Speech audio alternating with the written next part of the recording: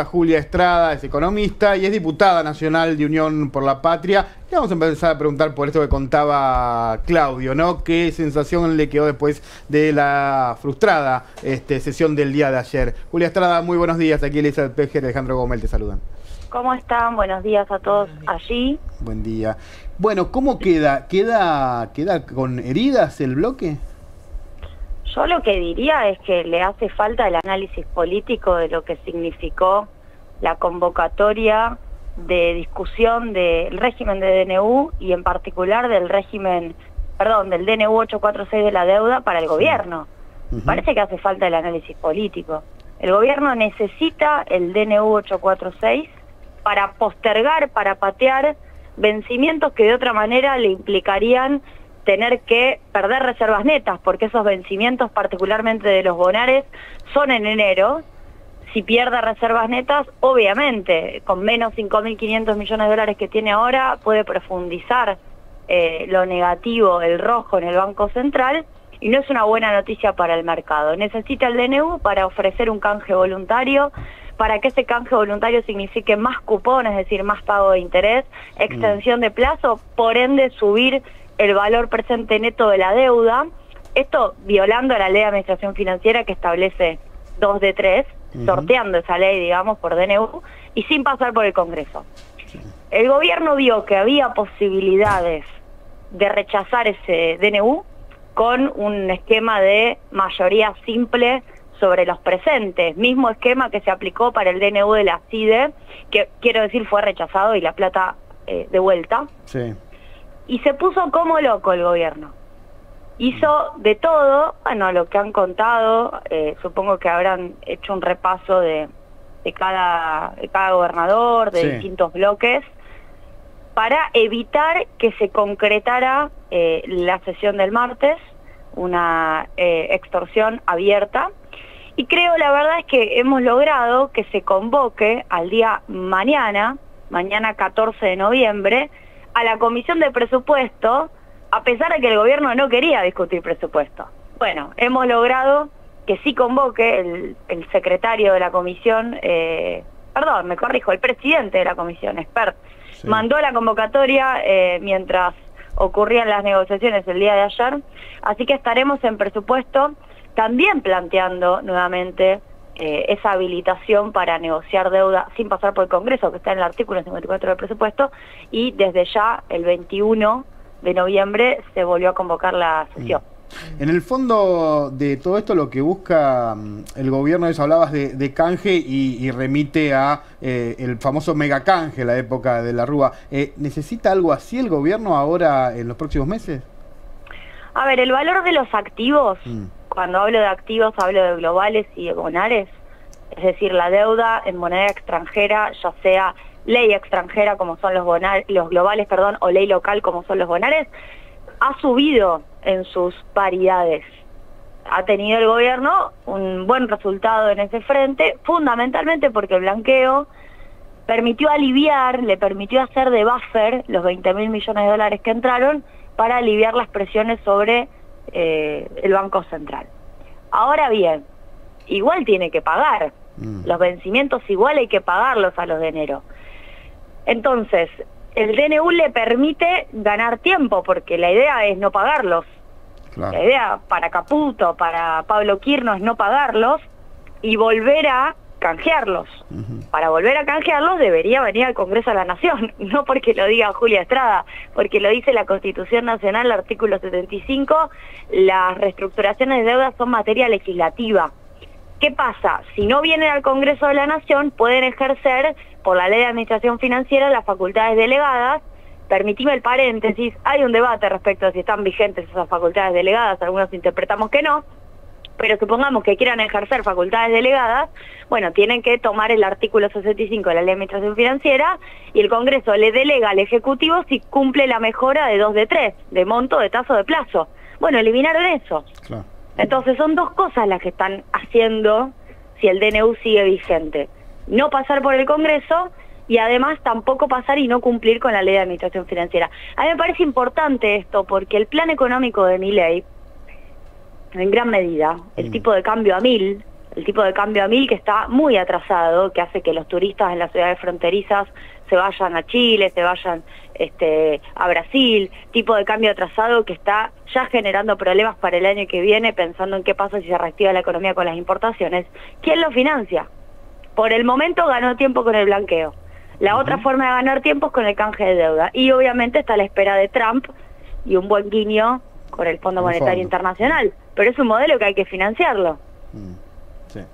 Sí, buenos días, Julia, ¿cómo estás? Mientras tanto, festeja el dato de inflación, ¿no? Y esto que decía ayer el presidente y también Caputo de reducir el ritmo de evaluación, aunque sin fecha. Sí, efectivamente es una inflación que está asociada a distintos elementos de la macro. El primer elemento tiene que ver con la recesión económica, que no es menor. Todavía estamos en niveles de actividad 10, 15 puntos más bajos que los del año pasado. Los intermensuales dan mejor, es decir, van levemente mejorando respecto del mes anterior en varias ramas de la actividad, pero el nivel, es decir, el tamaño de la torta sigue estando sustancialmente más abajo. Y en segundo lugar, una administración del tipo de cambio que todo este año se movió al 2%, fue claramente un ancla, el tipo de cambio funcionó como ancla y que podría seguir haciéndolo si se reduce el crawling peg al 1%, tal cual estuvieron anunciando estos días.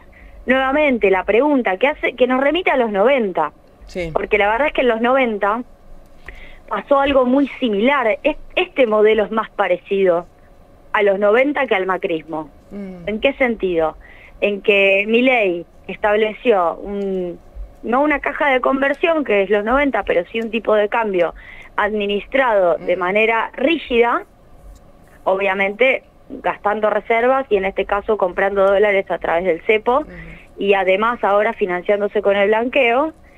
El ancla cambiaria bien firme y obviamente expectativas ancladas en que va a conseguir más dólares para adelante. Bueno, algunos lo emparentan más también con la bicicleta financiera, la tablita Martínez de Oz. Totalmente, hay un carry trade muy importante. Nosotros en el CEPA publicamos estos días, yo lo subo a mi cuenta de Twitter, pero tenemos nuestro informe financiero monetario, un número muy concreto. En octubre el dólar MEP bajó de 1.220 a 1.130, desde el 1 al 31 de octubre. Y tuviste rendimientos, vamos a poner un ejemplo, la LECAP de 87 días de 3,6%. Bueno, valorizando 100 dólares al 3,6% y luego recomprando esos dólares a fin de mes, tenés 11,7% de rentabilidad en dólares. 11,7% de rentabilidad en dólares. ¿Qué significa el carry trade para los que nos estén escuchando? Que durante varios meses consecutivos, desde agosto, ¿no? Está funcionando. Exacto. Agosto, septiembre, octubre. Vos tenés capitales que vienen y hacen eso, siempre con el chiste de una brecha bajando, un financiero bajando y la posibilidad de dolarizar y salir. El día que eso cambia, el día que se da vuelta o aumenta la brecha o las rentabilidades en pesos no son tan positivas, bueno, dolarizan y se van. Y tenés un flujo de salida, no un flujo de entrada. Sí, que puede ser un problema. Eso también podría ser un problema, claro. Sí. Ahora, en el corto plazo, lo que muestra el gobierno dice, bueno, yo bajé la inflación, controlé la inflación, la tengo ahora en 2,7, va a seguir bajando. Digo, ¿eso le da aire justamente al gobierno para tener respaldo político para seguir haciendo estas reformas que plantea?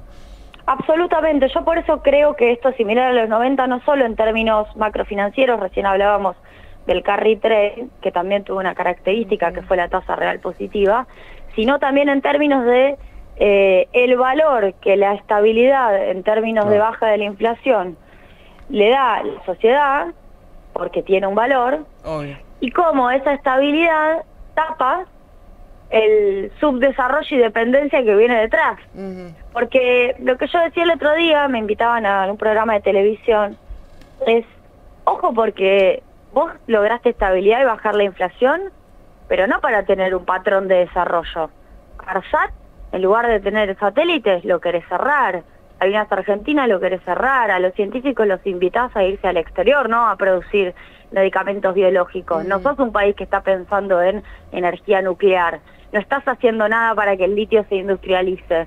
Tampoco estás pensando, como hace Lula en Brasil, un plan de desarrollo de autos híbridos, que es lo que viene. Es decir, si supuestamente, como plantean en su propio discurso, sus propios términos, la macro es la forma de garantizar un patrón de desarrollo para que los empresarios vengan, inviertan y la Argentina vaya para adelante, bueno, eso no está pasando.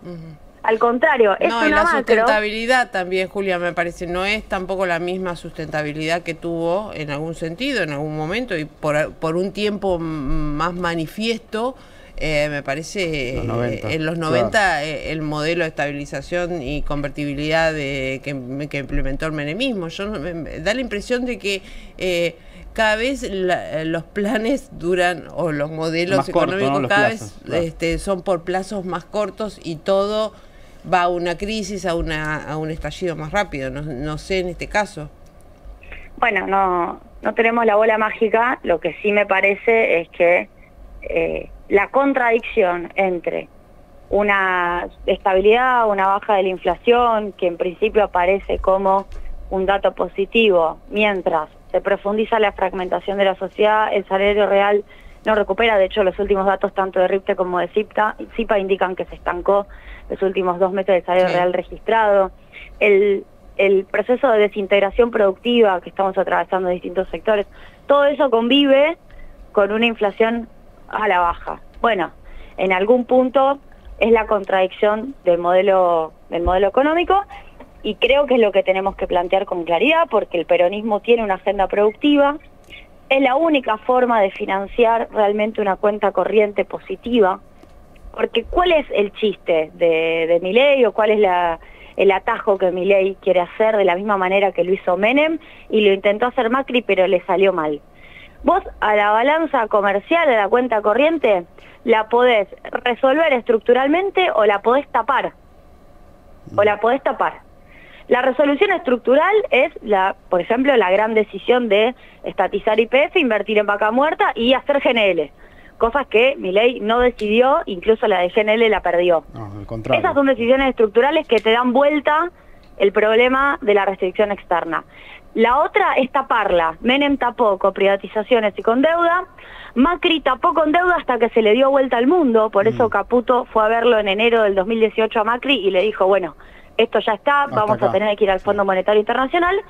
Y Milei lo está tapando con blanqueo. Primero hay que decir, con cepo compra de dólares genuina, con cepo. Después con blanqueo, y ahora quiere que Trump le dé un tiempo más.